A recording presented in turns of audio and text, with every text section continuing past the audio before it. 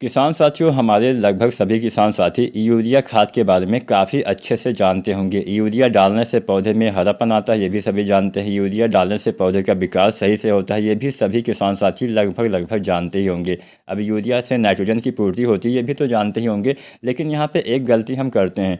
Urea खाद का अंतिम मात्रा हमें धान में कब डालना चाहिए, हो सकता है ये आप न जानते हों। क्योंकि यूरिया खाद अगर आप सही समय पर नहीं डालेंगे तो फ़ायदे की जगह नुकसान भी आपको उठाना पड़ सकता है। तो आज की वीडियो में हम यही आपको बताने वाले हैं कि धान की फसल में अंतिम यूरिया आपको कब डालना चाहिए और अंतिम यूरिया मतलब कब डालना है, कब नहीं डालना है। ये तमाम जानकारी के लिए पूरा वीडियो ज़रूर देखिएगा। और कोई भी आपके मन में सवाल हो, कोई भी डाउट हो तो नीचे आप कमेंट करिए, हम कमेंट के माध्यम से आपके सारे डाउट क्लियर कर देंगे।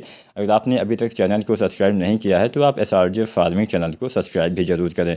तो चलिए वीडियो स्टार्ट करते हैं, जानते हैं अंतिम यूरिया हमें धान में कब देना चाहिए।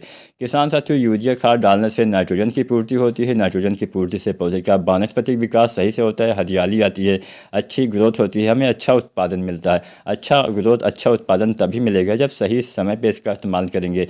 धान की फसल में यूरिया खाद हमें 3 बार डालनी होती है।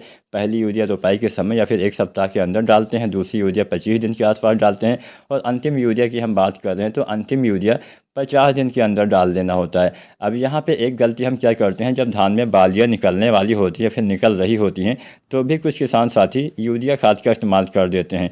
यह गलती आपको भूल कर भी नहीं करनी है, क्योंकि बालियाँ निकलते समय अगर आप यूरिया डालते होंगे तो नुकसान ये होता है कि आपकी फसल में बीमारियों का अटैक बढ़ेगा।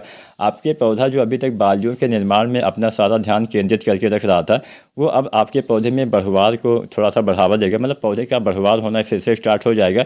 जब पौधे बढ़ना स्टार्ट हो जाएंगे तो फसल आपकी ज़्यादा लंबी हो जाएगी। जब पौधे आपके ज़्यादा लंबे हो जाएंगे, तने कमज़ोर हो जाएंगे। जब तने कमज़ोर हो जाएंगे तो आपके फसल की गिरने की संभावना बढ़ जाएगी। अर्थात अगर आप गोब अवस्था में यूरिया डालते हैं तो इससे 2 नुकसान होता है। पहला नुकसान ये होता है कि फसल में बीमारियों का अटैक होने की संभावना बढ़ जाती है। दूसरा नुकसान ये होता है कि पौधे लंबे होने की वजह से आपके फसल के गिरने की संभावना भी बढ़ जाती है। तो कभी भी बालियाँ निकल रही हो या फिर निकल आई हो तब आपको यूरिया खाद का इस्तेमाल नहीं करना है। धान की फसल में अंतिम यूरिया 50 दिन के अंदर ही आपको डाल देना है। जो किस्में बहुत जल्दी तैयार होती हैं उसमें तो आपको 40 दिन पर ही अंतिम यूरिया डाल देना चाहिए। अब अंतिम यूरिया कितना डालना है ये भी मैं आपको बता दूँ। अंतिम यूरिया आपको 30 से लेकर 40 किलो के हिसाब से प्रति एकड़ के हिसाब से इस्तेमाल करना होता है। 30 किलो बहुत जल्दी तैयार होने वाली किस्मों में डालना चाहिए और 40 किलो थोड़ा सा देर में तैयार होने वाली किस्मों में आपको यूरिया खाद का इस्तेमाल किसान साथियों करना चाहिए। अब यहाँ पे अंतिम यूरिया, जैसा कि मैंने आपको बताया, 50 दिन के अंदर डालना है। तो अंतिम यूरिया के साथ कुछ अन्य खादें भी आप डाल सकते हैं। जैसे एक खाद होती है पोटास। पोटास का इस्तेमाल आपको धान में अवश्य करना है, तभी आपको अच्छा उत्पादन मिलेगा। तो अंतिम पोटास भी हम यूरिया अंतिम जब डालते हैं उसी के साथ डाल देते हैं। तो वैसे मैं आपको बताते चलूँ, पोटास का भी इस्तेमाल हम 2 बार करते हैं। आधी मात्रा रोपाई के समय डालते हैं, आधी मात्रा डालते हैं 40 से 50 दिन के अंदर। तो 40-50 दिन पे जब आप यूरिया डालते हैं 30 से 40 किलो, तो उसी के साथ में आपको 15 से लेकर 20 किलो जो है MOP पोटास का भी इस्तेमाल कर देना चाहिए। अच्छा लाभ मिलेगा। पोटास धान में कितना डालना होता है, 30 से लेकर 40 किलो के हिसाब से डालना होता है। और जो किस्म बहुत जल्दी तैयार हो जाती है वहाँ पे 25 किलो ही डालना होता है। तो यहाँ पे हमने संपूर्ण मात्रा आपको बताई है 25 से 40 किलो। तो आधी मात्रा रोपाई के समय डालिए, आधी मात्रा आपको डालना चाहिए लगभग 40 से 50 दिन के भीतर। तो मान लीजिए आप 30 किलो डालने वाले हैं, मध्यम अवस्था वाली वैरायटी है, तो 15 किलो रोपाई के समय, 15 किलो 40-50 दिन पे। मान लीजिए कोई वैरायटी देर में तैयार होती है तो उसमें आपको 40 किलो डालना है 20 किलो रोपाई के समय, और 20 किलो 40-50 दिन पे आपको MOP पोटास का इस्तेमाल धान की फसल में किसान साथियों करना होता है। तो यहाँ पे 15 से 20 किलो पोटास लीजिए, साथ में आप 30 से 40 किलो यूरिया लीजिए। 40 से 50 दिन की अवस्था में इसका किसान साथियों आपको इस्तेमाल कर देना है। अच्छा लाभ मिलेगा, अच्छा आपको कल्ले आएंगे, मतलब अच्छी बढ़वार होगी, अच्छा फुटाव होगा, सब कुछ अच्छा होने वाला है।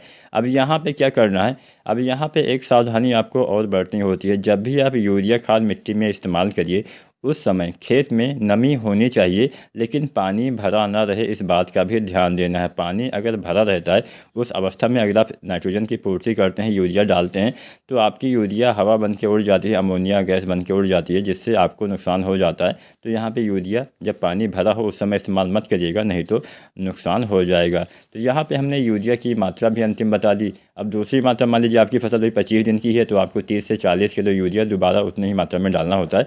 और अंतिम मात्रा मात्रा भी हम 30 से 40 किलो यूरिया डालते हैं।